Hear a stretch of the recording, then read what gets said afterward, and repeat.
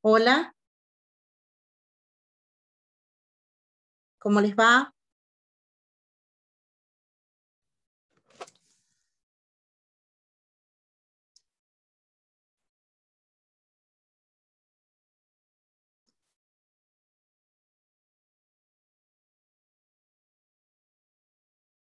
¿Me escuchan? Se la escucha bien, doctora. Perfecto, bueno, y bárbaro, ahí vamos.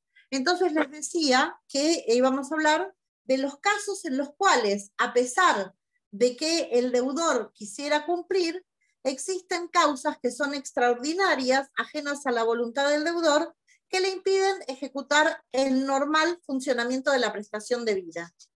En este,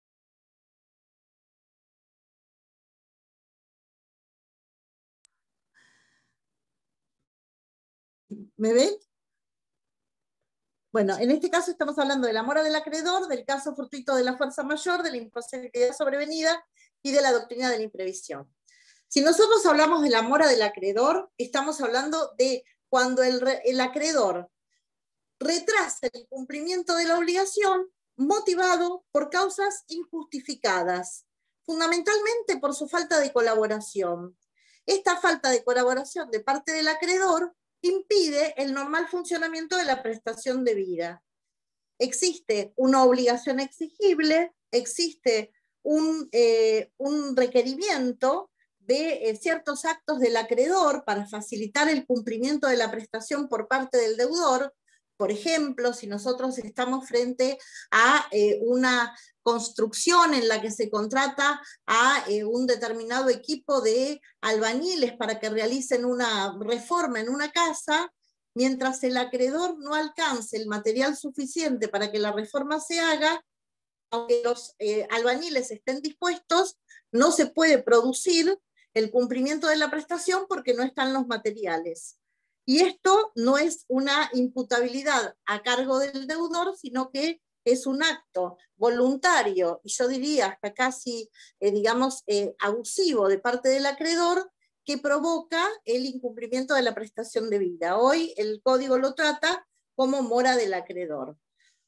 Un prestamista, por ejemplo, que injustificadamente se niega a recibir el pago de una determinada persona con el fin de acrecentar los intereses en su tasa, pareciera una conducta en principio inofensiva si el acreedor no llega a tiempo cuando el deudor va a pagar, o si el acreedor no está en la ciudad cuando el deudor va a pagar, y esto va generando intereses, a favor del acreedor y en contra del deudor, y esta falta de cooperación por parte del acreedor también convierte al incumplimiento por una causa objetiva, ajena y extraordinaria a la voluntad del deudor, que en algún caso debe ser sancionada.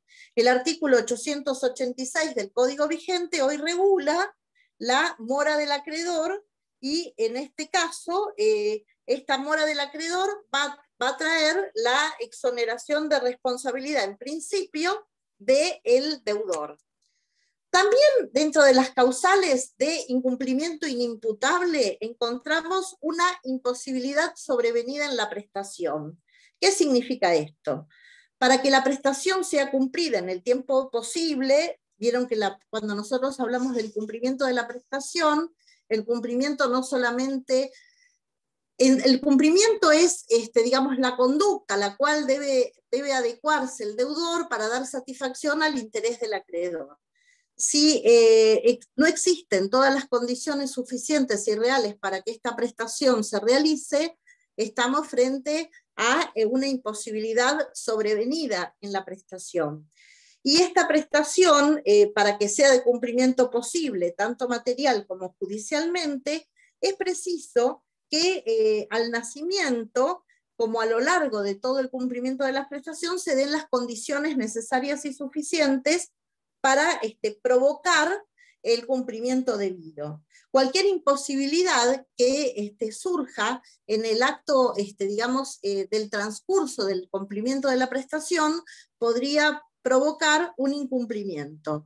Si ese incumplimiento se produce por causas imputables a la conducta del deudor, nosotros sabemos que el deudor puede actuar de forma diligente, conforme a lo esperado, a lo adecuado, conforme a las reglas de la buena fe, de la colaboración, o puede actuar de forma negligente. Si dentro de su conducta diligente y necesaria para que se dé lugar al cumplimiento de la prestación debida, surgen distintas circunstancias que hacen imposible su cumplimiento, estaríamos frente a una imposibilidad sobrevenida para que la prestación sea cumplida. Y por lo tanto, si esta imposibilidad sobreviniente configura una causa objetiva de incumplimiento que no es imputable al deudor, estamos frente a una, digamos, exoneración de la responsabilidad. Si el incumplimiento objetivo es imputable al deudor, ¿qué sucede? Sucede que esta obligación de dar, de hacer o de no hacer, se transformará en una obligación de daños y perjuicios, porque ese incumplimiento nació de una conducta imputable al deudor que debía cumplir con la prestación a su cargo y no lo realiza en el tiempo y forma suficiente.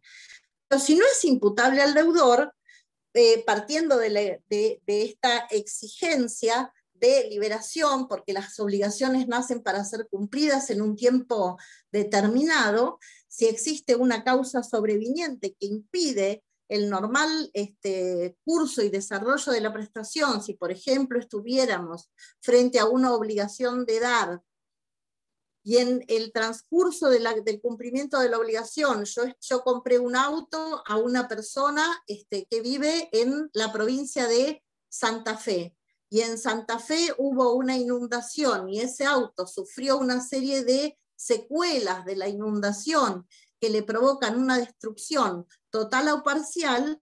A mí ese objeto que me podría llegar a entregar digamos, el deudor original, no me provoca el interés suficiente y necesario para que la prestación sea cumplida, y por lo tanto puedo resolver el contrato por falta de interés en el objeto. Y esta falta del interés en el objeto no nació de, digamos, una conducta, digamos, imputable a ninguna de las partes, pero sí causa el incumplimiento de la prestación debida debido a que no va a haber objeto. Distinto sería el caso si desde el nacimiento ya existe una imposibilidad sobreviniente, tanto desde el orden jurídico o físico, directamente la obligación se considera nula por falta de objeto. Pero en este caso, quiero que entiendan que es distinto. Yo vi un auto, me gustó, está en otro lugar, ahí va a haber un traslado en el término de 4 meses, habíamos pactado que la entrega del auto se produjera en junio del 2021, y resulta que en la provincia de Santa Fe hubo una inundación que provocó la negación y la destrucción de muchísimos objetos, dentro de los cuales en un garaje estaba este auto, y este auto sufrió una alteración en sus condiciones de electricidad que ya no sirve, o requiere de una reparación que es mucho más costosa que el valor del auto. A mí no me interesa que me entreguen ese auto en esas condiciones, y el contrato se pierde por una causa extraordinaria, ajena a la voluntad de las partes, que se denomina caso fortuito, que está regulada en el artículo 1730 del Código. Este incumplimiento objetivo, ajeno a la voluntad de las partes, provoca la resolución del contrato, porque existió una situación de incumplimiento definitivo, irreversible, sujeto a una imposibilidad sobreviniente objetiva, y por lo tanto no puede existir ningún tipo de compromiso o cumplimiento de la prestación debida. Artículo 955 y 1732 del Código Civil. Esta imposibilidad es material, legal, de cumplimiento de la prestación. La imposibilidad material se produce cuando existe un medio, un impedimento de orden físico o fáctico que oprime el cumplimiento de lo adecuado. Por ejemplo, como les decía yo, en las obligaciones de dar cosas ciertas, si la cosa se destruye totalmente, o por ejemplo, en las obligaciones de hacer, si estamos frente a una obligación de hacer cuyas características sean que solamente puede ser cumplida por un sujeto y no por otros, estas obligaciones de hacer ustedes ya saben cómo se denominan obligaciones de hacer intuitive personam, que son aquellas obligaciones que la circunstancia de que el vínculo nazca es por las condiciones que el sujeto cumplidor presenta. No es lo mismo que yo contrate una operación de cirugía estética con un cirujano de renombre, cuyo prestigio asegura un resultado exitoso, a que yo me opere una cirugía estética con un cirujano común y corriente que hace reparaciones, digamos, que no garantizan un resultado óptimo. Si a la persona que hubiera yo contratado para una cirugía estética tiene un accidente que lo convierte en un incapacitado, es decir, ya no va a poder operar más porque tuvo una amputación, Dios mío, es un ejemplo espantoso, pero el cirujano tuvo una amputación en uno de sus dedos, producto de un accidente por practicar un deporte de alto riesgo, esquí en la nieve, y este cirujano cuando vuelve de esquiar en Bariloche, ya no tiene las mismas condiciones que tenía al momento en el cual yo contraté la operación. Este cirujano de renombre, cuyo prestigio lo avalaba y lo acompañaba, ya no es el mismo. Y a mí ya no me interesa que me opere porque las condiciones por las cuales yo lo había contratado ya no existen. Esto sería una imposibilidad objetiva, sobreviniente y ajena a las partes. Esta imposibilidad objetiva, sobreviniente y ajena a las partes provoca la resolución del contrato. ¿Por qué? Porque estamos frente a una condición extraordinaria, imprevisible y ajena a las partes. También puede surgir una imposibilidad legal, cuando el impedimento deviene de un ordenamiento jurídico que imposibilita el cumplimiento de la prestación, con ulterioridad al nacimiento. Ponemos de ejemplo todo lo que está sucediendo por esta pandemia, donde se han contratado determinadas se han organizado, por ejemplo, en cooperativas de colegios existía la posibilidad de que a las chicas desde el quinto grado se les pudiera pagar la fiesta de 15, sobre todo en los pueblos. Había unas cooperativas que permitían que a las chicas de un determinado pueblo, a partir de quinto grado, fueran pagando su fiesta de 15. Resulta que llega el día, llegó el día 7 de abril del 2021, donde María Inés Soria cumplía 15 años, había en la fiesta invitados 110 personas y la fiesta no se puede celebrar. ¿Por qué? Porque el ordenamiento jurídico impide la celebración de dicha fiesta por la circunstancia ajena extraordinaria de la pandemia. ¿Qué sucede con este contrato? Este contrato se resuelve y se trata de adecuar las circunstancias para que la parte que había venido pagando no le provoque un enriquecimiento sin causa al que recibió el dinero y no va a poder devolverlo en una contraprestación adecuada. Prolongar a futuro el cumplimiento del cumpleaños de 15 puede depender de las partes, pero lo más común, y lo que está sucediendo ahora con este tipo de juicios, es que se arregla un convenio de pago extraordinario, de acuerdo a lo que las partes les convenga, por supuesto con una tasa de interés muy perjudicial para el que va a recibir el dinero, porque fíjense que hay una desproporción bastante terrible en cuanto a lo que una persona va a sacar como un crédito, que le cobran casi el 40% o hasta yo diría el 60% de interés, y a esta gente que ya ha pagado en el tiempo y forma adecuado y que resolvió el contrato por incumplimiento, porque no se pueden recibir las personas, porque en los pueblos hay mucha fiscalización y porque realmente estamos frente a una situación grave. Estas cooperativas han organizado un modo de devolución del pago casi del capital, con una pequeña partícula de interés. ¿Qué sucede? Como las partes no tienen realmente, si plantearan en términos judiciales la equivalencia de las condiciones, seguramente lo ganarían al juicio, pero no pueden prolongar en el tiempo el lapso que un juicio determina. sobre todo un juicio de cobro de pesos que es de orden ordinario, que prolongando en el tiempo podría durar 6 años. Entonces esta gente accede a convenios que en principio les diría que son terriblemente ilegales, pero como lo que las partes pactan como acuerdo termina siendo obligatorio para ellos, frente a la imposibilidad material del cumplimiento de la prestación de vida, aceptan esta adecuación de cumplimiento. Para que exista imposibilidad, debe ser esta imposibilidad absoluta y objetiva.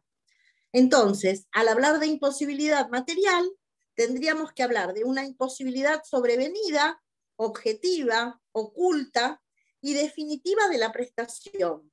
Esta imposibilidad puede ser material, moral o legal. Y ante la posición de la imposibilidad, lo que sucede es la resolución del contrato, debido a que a las partes no les interesa o no pueden aceptar el cumplimiento de esta prestación.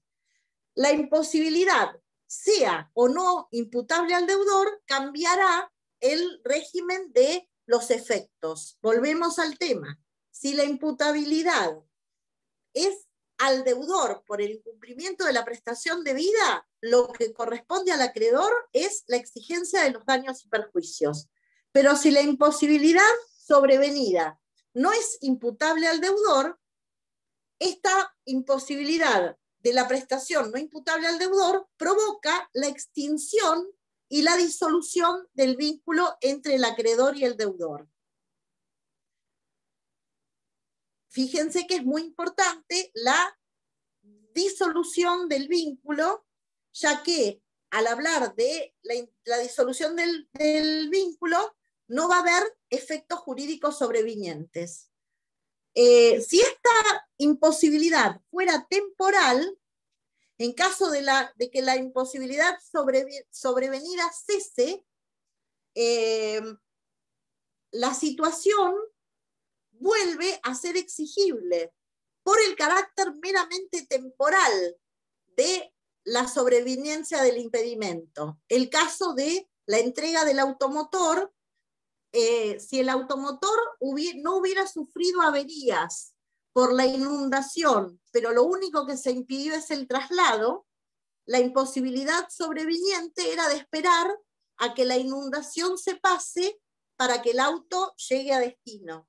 Y en ese caso no se puede exigir el cumplimiento hasta tanto no sea posible el traslado del automotor. Pero si la inundación provocó un desgaste, un deterioro o una afectación al objeto que le impide demostrar la calidad suficiente y necesaria para que sea de interés del acreedor, este contrato se resuelve. Dentro de las causales de imposibilidad, también encontramos a la imprevisión. La imprevisión se encuentra regulada en el artículo 1091 y 1011 del Código vigente. El 1091 es el que trata la imprevisión. Pero el 1011 establece como regla general que los contratos de larga duración deben ser cumplidos. Fíjense que el artículo 1011 establece que en los contratos de larga duración el tiempo es esencial para el cumplimiento del objeto, de modo que se produzcan los efectos queridos por las partes o se satisfagan las necesidades que los indujo a contratar. Las partes deben ejercitar sus derechos conforme a un deber de colaboración, respetando la reciprocidad en las obligaciones del contrato. Si nosotros hablamos de un contrato de ejecución diferida o continuada, lo que debe mantenerse siempre durante el transcurso de la relación obligacional es la reciprocidad en las contraprestaciones. La reciprocidad entendemos que es la equivalencia de las condiciones. Entendemos que es las reglas tal como existían al momento de la celebración. considerando sobre todo en relación a la duración total. La parte que decide la rescisión debe dar a la otra la oportunidad razonable de renegociar de buena fe, sin incurrir en ejercicio abusivo de los derechos. Este es el artículo que es novedosísimo y que habla de la continuidad en los contratos de larga duración. Y la teoría de la imprevisión, que está redactada en el artículo 1091, que no tiene grandes modificaciones con el 1198 del Código de Vélez, establece esta teoría que resalta que los contratos nacen para ser cumplidos. Pacta subservanta si rebus sic stantibus.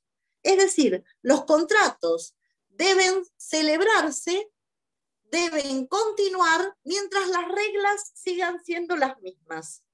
Cuando existen alteraciones sobrevinientes, inesperadas, que resultan gravemente perjudiciales para las partes, durante el periodo de la ejecución contractual, la teoría de la imprevisibilidad permite que se haga un reajuste equitativo de las condiciones. Ya el artículo de 1198 de la ley 17711 establecía la intervención judicial para la revisión contractual. Esta imposibilidad sobreviniente que transforma a la obligación por, digamos, una alteración en la equivalencia de las condiciones, permite que las partes renegocien. El artículo 1091 señala que si en un contrato de conmutativo de ejecución diferida o permanente la prestación a cargo de una de las partes se torna excesivamente onerosa por una alteración extraordinaria de las circunstancias existentes al tiempo de su celebración, sobrevenida por causas ajenas a las partes y al riesgo asumido por la que es afectada, ésta tiene derecho a plantear extrajudicialmente o a pedir ante un juez, por acción o como excepción, la resolución total o parcial del contrato o su adecuación.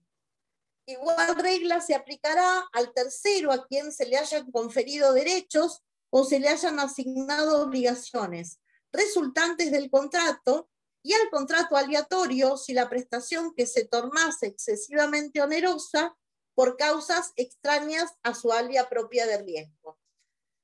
Vemos coincidentemente que la ley hoy autoriza a que este reclamo se haga no solamente por vía judicial, como lo establecía el artículo 1198 del Código de Vélez, sino que también por vía extrajudicial. Fíjense que en concordancia el artículo 1011 y 1091, lo que nos proponen en el ámbito de los contratos es que ante una alteración extraordinaria, imprevisible, en los contratos de ejecución diferida o de cumplimiento tardío, tanto sean onerosos, la ley establece que es para los contratos onerosos y para los contratos gratuitos donde el área de riesgo no sea la asumida por las partes. Acá hubo una discusión doctrinaria porque no había ninguna duda que en los contratos de carácter oneroso, cuando una de las partes en el cumplimiento de su obligación se tornara excesivamente onerosa la prestación a su cargo, podía pedirse la adecuación del contrato, pero también en los contratos a título gratuito, si ante una excesiva onerosidad sobreviniente de la prestación a cargo del donante, se podía dar lugar o no a la teoría de la imprevisibilidad. Y el ejemplo es que ante una circunstancia de el recibimiento de una persona de la profesión de abogado, el tío o padrino había prometido la donación de un auto de alta gama. Y ante circunstancias extremadamente, digamos, ajenas a la voluntad de las partes y con la excesiva onerosidad sobreviniente del valor dólar, esta persona planteó judicialmente revisar la donación y adecuarla a otro tipo de auto que no fuera el de alta gama prometido originalmente. La teoría de la imprevisión en este caso tuvo un planteamiento para un contrato del orden gratuito. ¿Por qué? Porque la prestación a cargo del donante se había tornado excesivamente onerosa por causas ajenas, extraordinarias e imprevisibles. ¿Quién se encuentra legitimado conforme a este artículo 1091 para iniciar la acción del reajuste o el reclamo? En primer lugar, lo puede hacer la parte contractualmente afectada, pero también, conforme a lo que dice el artículo, lo puede hacer un tercero. Fíjense que el tercero beneficiario o obligado a una estipulación a favor de terceros, en los términos del artículo 1027, en las obligaciones que son a cargo de terceros, también están autorizados para que el reclamo se haga, ya sea por la vía judicial o por la vía extrajudicial, pudiendo pedir la parte afectada o la resolución del contrato, total o parcial, o la adecuación, es decir, que se vuelvan a buscar el equilibrio en la renegociación. Es muy importante hablar del reajuste equitativo de la prestación. ¿Por qué? Porque tanto el perjudicado como el tercero a quien se haya querido conferir derechos o asignadas obligaciones resultantes del contrato están autorizados ante el desequilibrio que es existente, que es excesivamente oneroso y que impide el normal funcionamiento de la prestación debida, a solicitar el reajuste o lo que se denomina adecuación del contrato. Es un tema de interés reciente el tema de el reajuste, la adecuación del contrato, porque claramente lo que se busca en estos contratos de larga duración es que el contrato continúe. En los contratos tienen que ser de carácter conmutativo, de ejecución diferida o permanente, y en los contratos aleatorios, si la prestación se torna excesivamente onerosa por causas ajenas al área propia. Nosotros encontramos que esto no, estaría fuera del riesgo asumido por las partes cuando la excesiva onerosidad sobreviniente es provocada por una causa ajena al área de riesgo. También está facultado el que se ve afectado a pedir la adecuación del contrato o la resolución. Fíjense que se plantea extrajudicialmente o ante el juez, por acción o por excepción, la resolución total o parcial del contrato o su adecuación. Si nosotros hablamos que es por acción o por omisión, dependerá de si, al contestar la demanda, yo planteo que el incumplimiento se provocó por causas ajenas y extraordinarias a la voluntad de las partes. El efecto previsto es que la parte perjudicada pueda resolver o pedir la adecuación, para que no sea tan oneroso el cumplimiento. Esta imprevisión lo que busca es que el contrato siga vigente. Si nosotros hablamos que la moneda de pago pactada puede ser el dólar estadounidense, y en virtud de ello las partes hubieran pactado una determinada cuota, esta equivalencia de la moneda entre la del curso legal y el valor del dólar, generalmente en la mayoría de las personas se torna imposible de cumplimiento. Entonces, una adecuación o un reajuste es la mejor solución para este tipo de contratos, donde existe una periodicidad en el cumplimiento de la prestación debida.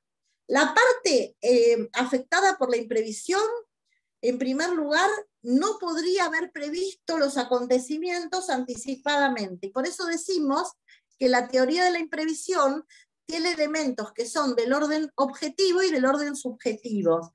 El del orden objetivo es el incumplimiento material de la prestación a cargo del deudor. Y del orden subjetivo es la excesiva onerosidad sobreviniente. Algunos autores establecen, en cuanto a las características, la asociación de la imprevisión con el caso fortuito. Pero en el hecho configurativo del caso fortuito impide el cumplimiento de la prestación, provocando la extinción de la obligación, sin responsabilidad del deudor. En cambio, en la imprevisión, la prestación es material y jurídicamente posible de cumplimiento y útil para el acreedor, pero solo deviene en una excesiva onerosidad sobreviniente a cargo del deudor que le provoca o le dificulta o le impide absoluta o parcialmente el cumplimiento de la prestación a su cargo. El caso fortuito rige solo en materia contractual y en extracontractual. Y la teoría de la imprevisión únicamente va a regir para ciertos tipos de contratos. Los contratos de ejecución diferida o continuada conmutativos y los aleatorios cuando existe una causa que es ajena al área de riesgo propia del contrato. También se hace un paralelo entre la imprevisión y la lesión subjetiva. En la lesión subjetiva existe una desproporción en las prestaciones que es original y se produce cuando nace el acto jurídico. Entonces, es un contrato nulo de nulidad absoluta. En la teoría de la imprevisión, esta desproporción nace durante el transcurso del contrato. Si bien originalmente el contrato era adecuado, era conveniente para las partes, durante el transcurso del contrato hay una excesiva onerosidad sobreviniente en la prestación a cargo del deudor que le impide el normal ejercicio del cumplimiento. Entonces, decimos que en cuanto a la degradación de la ecuación económica del contrato, en la teoría de la imprevisión opera con posterioridad al nacimiento. Es decir, opera en la etapa de ejecución del contrato. Y en la lesión tiene que haber una situación de inferioridad, tiene que haber un abuso por parte de aquel que, aprovechándose de las circunstancias, de los elementos de inferioridad de la víctima, provoca el acto lesivo, la necesidad, la ligereza, la inexperiencia de parte de la víctima, y un aprovechamiento desmedido de la condición de superioridad hace que exista una lesión subjetiva. En cambio, en la imprevisión no exigen tales desviaciones o tal elemento subjetivo. La desproporción se provoca por una causa extraordinaria a las partes. La lesión siempre va a provocar la anulación del acto. ¿Por qué? Porque es un acto ilícito. Si yo me aprovecho desmedidamente de las circunstancias de aquel que firma un contrato, esto no puede ser de ninguna manera avalado por la ley. En cambio, en la teoría de la imprevisión, el campo de los negocios, en principio, no van a provocar la anulación del acto, sino que pueden provocar o la resolución a pedido de parte o la adecuación. Pero siempre depende de, de lo que al deudor le convenga más. Fíjense que también, no lo dice el artículo 1091, pero sí lo decía el artículo 1198, ante el pedido de resolución por parte del deudor, porque le resulta casi imposible el cumplimiento de la prestación debida, el acreedor podría efectuar un ofrecimiento de reajuste equitativo. En la teoría de la imprevisión siempre hablamos de contratos conmutativos o aleatorios de ejecución continuada o diferida. Y por último, cuando nosotros hablamos de estas circunstancias que rodean al ejercicio de la, de la alteración, siempre decimos que la parte afectada es la que va a establecer si, qué es lo que le conviene más. ¿Qué es lo que le conviene más? El perjudicado puede pretender la resolución total o parcial. Si la resolución se provoca, decimos que el cumplimiento de las prestaciones que fueron en tiempo real, efectivo, no, digamos, provocarán secuelas ni consecuencias. ¿Por qué? Porque lo que ya se provocó no produce efectos. Cualquier prestación cumplida en forma adecuada tiene el efecto jurídico de ser válida. La parte, digamos, la parte afectada no puede reclamar a lo que ya se vino cumpliendo. Tiene efecto, digamos, hacia adelante. Si nosotros hablamos de una parte afectada por la teoría de la imprevisión, por, digamos, un alquiler de plaza, en principio, si nosotros hablamos de un valor que digamos, es imposible de cumplimiento, las partes van a buscar renegociarlo. Generalmente este desequilibrio de las prestaciones se produce en contratos de locación, en arrendamientos rurales, en mutuos onerosos, y lo que se busca a través del nuevo código es que exista una, digamos, una resolución justa para las partes.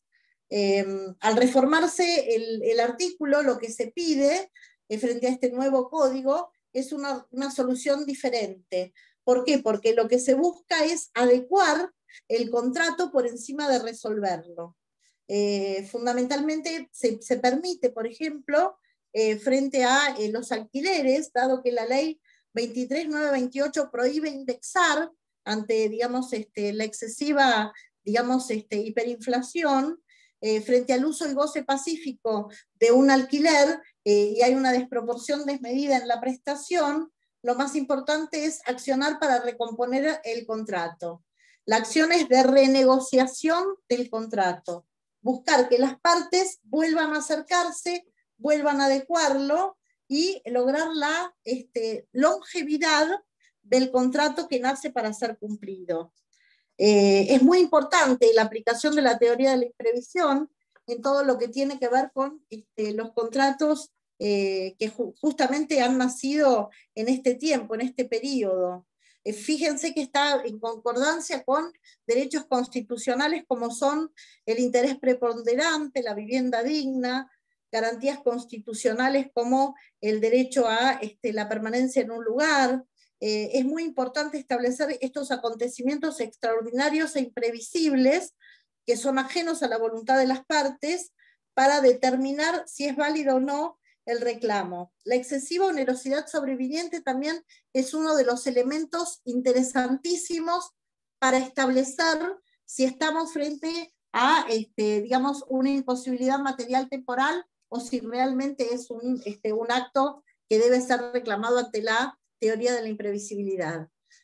Algunos autores dicen que la llamada teoría de la imprevisión, que había sido incorporada por la ley 17711 en la segunda parte del artículo 1198, y que es incorporada por la ley 26994 en el artículo 1091, establecen como requisitos los siguientes: la existencia de un contrato de ejecución diferido permanente. Se establece como regla general que la imprevisión resultará aplicable a los contratos conmutativos de ejecución diferida e impermanente. También resultará aplicable a los contratos aleatorios si la prestación se torna excesivamente onerosa por causas ajenas al alia del contrato. Una alteración extraordinaria de las circunstancias existentes al tiempo de la celebración, esta alteración debe ser el fruto de un cambio en las equivalencias de las prestaciones. Estoy haciéndoles un resumen para que entiendan.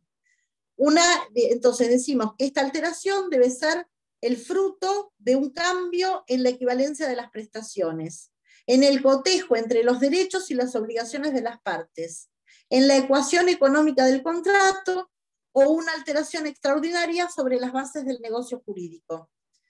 Y la alteración debe ser consecuencia de un hecho extraordinario, sobreviniente a la celebración del contrato, ajeno a las partes y diferente al riesgo asumido por la parte afectada. Dicha alteración generalmente genera que la prestación del contrato se vuelva excesivamente onerosa para una de las partes. Se encuentran legitimados para accionar tanto la parte contractual afectada como el tercero beneficiario u obligado. Vieron que se reconocen que hay contratos que son a favor de terceros o a cargo de terceros. La instancia para el reclamo va a ser la vía judicial o la extrajudicial. Por lo tanto, es muy importante ver cómo se plantea la resolución del contrato. En la instancia extrajudicial se recurrirá a un estudio jurídico o ante un notario para establecer la adecuación de las prestaciones que han sido alteradas.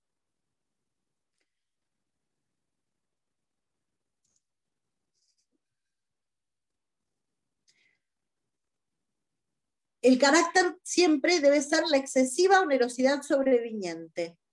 La parte perjudicada va a pretender este reajuste y la ley, en principio, establece que es una solución conforme al artículo también 332, que regula la lesión subjetiva, que no se puede adecuar la negociación a un perjuicio sobreviniente. Por eso decimos que esta imposibilidad sobrevenida debe contener elementos objetivos y subjetivos. Y lo que se pretende es lograr el cumplimiento adecuado y beneficioso para ambas partes. Bueno, ¿alguna duda con relación a la teoría de la imprevisión, chicos?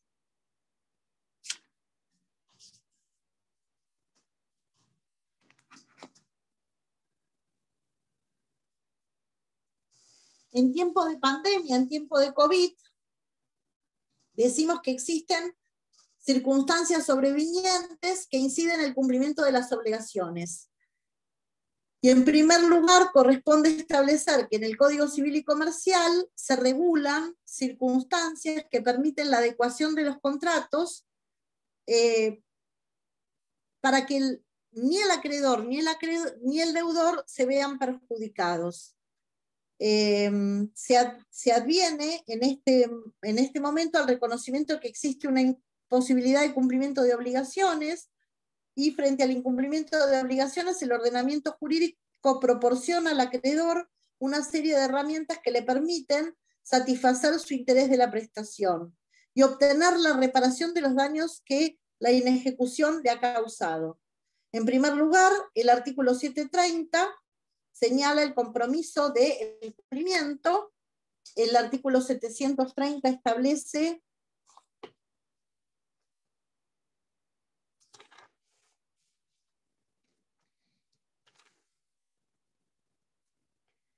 que la obligación da derecho al acreedor a emplear los medios para que el deudor le procure aquello a lo que sea obligado, hacérselo procurar por otro a costa del deudor y obtener del deudor la indemnización correspondiente.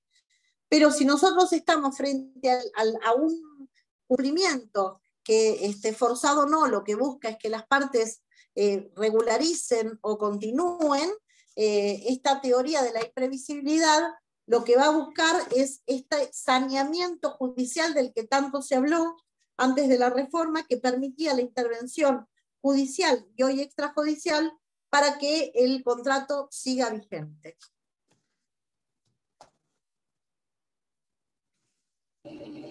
Una pregunta, doctora. Sí. Caería dentro de la prevención en mi caso, que estamos suspendidos y nos bajaron el 25% del sueldo. ¿Podría yo No te escucho bien, ¿podrás, a ver?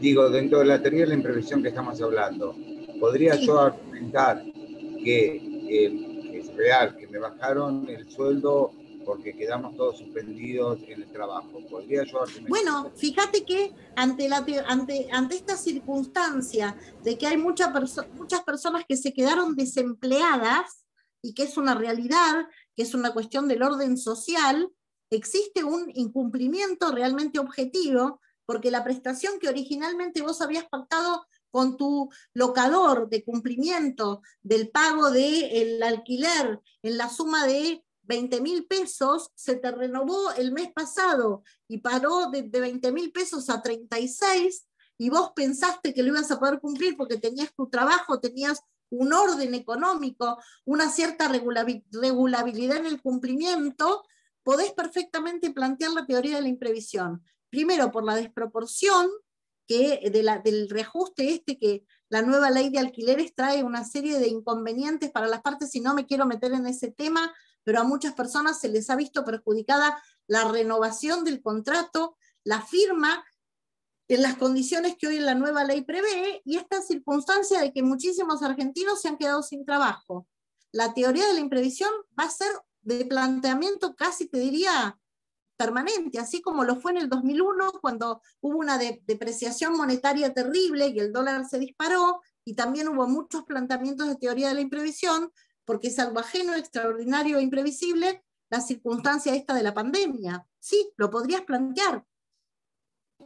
Sí, porque la idea no es de vincularme del contrato, la idea es seguir quedándome, pero ajustarlo a la realidad que nos toca.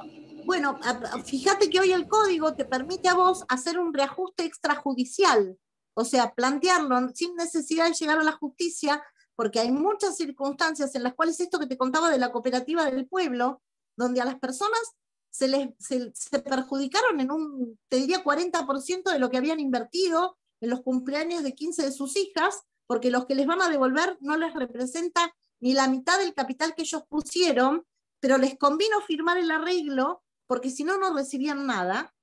Entonces, de acuerdo a las circunstancias que en un lugar determinado le afecten a más de una persona, eso habilita a que se pueda plantear. Después los jueces decidirán, de acuerdo a su sana crítica, si corresponde o no aplicar la teoría de la imprevisión, pero lo que seguramente se plantee, lo que seguramente se busque, es la adecuación del contrato.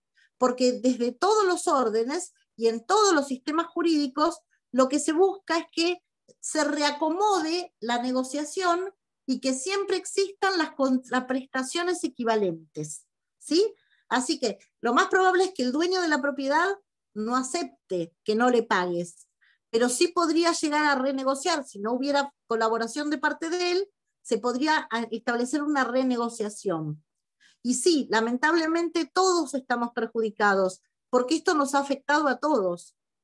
En mi caso personal, aún con la quita de sueldo que estoy teniendo, estoy cumpliendo precisamente. El tema es que en agosto se renueva automáticamente, porque por 3 años con el nuevo contrato de alquiler, para la redundancia, pero temo que vaya a ser mucho el aumento. Ya me está costando ahora, porque me redujeron el sueldo, el aumento, a eso voy, llegando el momento. Sí, sí, bueno, la reducción del sueldo fue una cosa que vos no buscaste, que realmente está sucediendo, porque incluso en algún momento se había paralizado el reajuste de los contratos. Viste que a nivel nacional se había establecido que los contratos quedaban suspendidos, los reajustes. Se liberó eso, y ahora supongo que nuevamente se van a establecer las condiciones de acuerdo a las circunstancias, porque lamentablemente muchísimos argentinos, teniendo la intención de cumplir, no lo han podido hacer por causas ajenas. Distinto es el caso del deudor incumplidor, porque también nos tenemos que encontrar en la Argentina con muchos deudores incumplidores. Y acá, ¿qué es importante? Establecer los actos anteriores. ¿Se acuerdan cuando nosotros hablamos de la teoría de los actos propios? ¿Qué te avala vos? ¿Cómo fuiste cumpliendo tus prestaciones en otras circunstancias y en otros comportamientos? Y eso va a ser favorable. Sí, en mi caso, siempre antes del 10 pagaba absolutamente todo. De hecho, hoy volví a pagar absolutamente todo. Claro. Pero mi miedo es ya pensando en agosto, porque eso va a continuar. Cuando venga ese aumento, no poder realizarlo.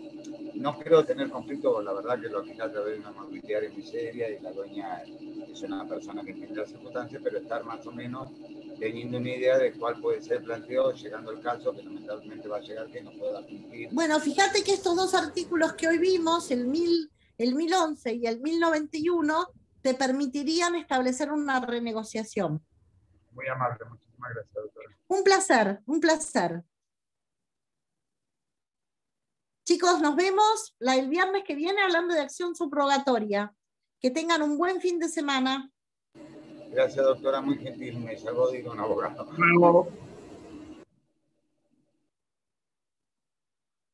Nos vemos.